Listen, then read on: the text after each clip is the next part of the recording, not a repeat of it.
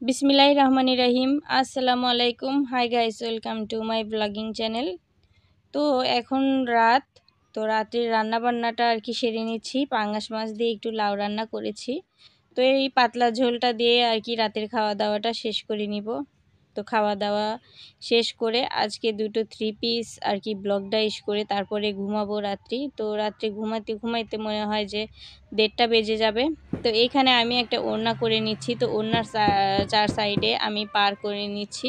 তারপরে মাঝখান দিয়ে একটা দাগ কেটে আমি ফুল আর পাতার একটা ডাবল শেড আছে, তো ওইটা দিয়ে আর কি এরকম ছাপ করে নিচ্ছি।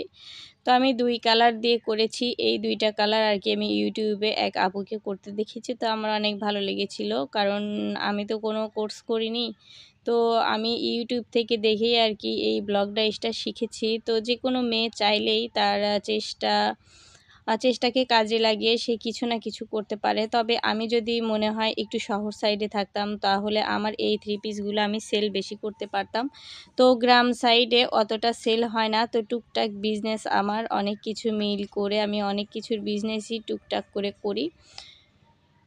তো এই তো আমার একটা ওড়না কমপ্লিট হয়ে গেছে। তো এরপরে আমি আরও একটা ওড়না করব। তো যে রঙগুলো দিয়ে এইখানে করেছি আমি ওই রঙটা দিয়েই করব, এই কারণে আর কি একসঙ্গেই করছি। তো এখানে সাদা আর গোলাপি দিয়ে একটা পাতা না, এটা আসলে কি বলে আমি জানি না। তো তারপরে একটা পাতার ফুল, তো ওই রং দিয়ে এইখানেও করে নিচ্ছি।